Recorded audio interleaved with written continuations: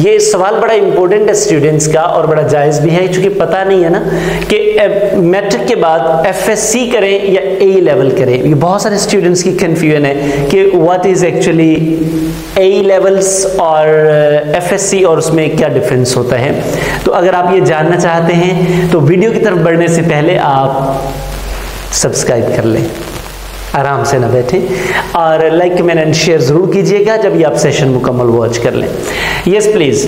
तो A levels actually जैसे आप एफएससी करते हैं या एफए करते हैं, इंटरमीडिएट आप सादा लफ्जों में कह लें, बिल्कुल इसी तरह ए लेवल्स हैं।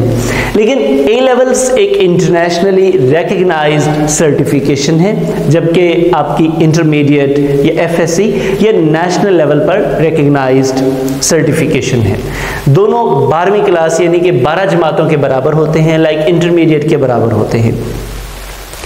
अब ए लेवल्स कौन से लोग करते हैं और किन को करना चाहिए? अगर तो आप इंटरनेशनल लेवल पर जाकर मजीद स्टडीज को कंटिन्यू करना चाहते हैं तो फिर आपको ए लेवल्स की तरफ जाना चाहिए। या दूसरा, आप अपने आप को एलीट क्लास के साथ शामिल करना चाहते हैं। ये बात मैंने पहले इसलिए नहीं कही चूंकि it might be a negative connotation, लेकिन रियलिटी इज ऑलवेज रियलिटी कि जो टॉप क्लास पेरेंट्स हैं जो अपने आप को एलीट क्लास समझते हैं, वो अपने औलाद को ए लेवल्स की तरफ लेके जाते हैं, क्योंकि उनका पहले से ही प्रीसेट माइंड होता है कि हमने अपने बच्चों को अब्रॉड लेके जाना है और वहां हमारे बच्चे पढ़ेंगे। So you have to do A levels. अच्छा, अब एफएससी और ए लेवल्स को आपस में कंपीट कैसे कर सकते हैं, इसके लिए मैं आपको नेक्स्ट सेशन में जरूर बताऊंगा।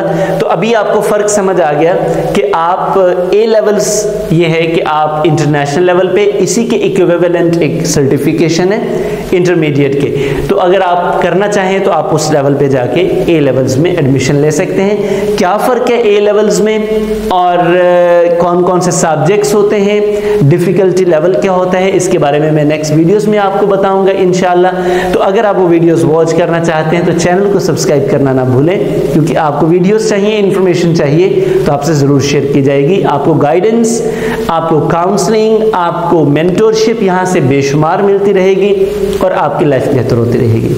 अपने फीडबैक से जरूर हमें आगाह कीजिए, कमेंट कीजिएगा, लाइक कीजिएगा और शेयर कीजिएगा। Thank you.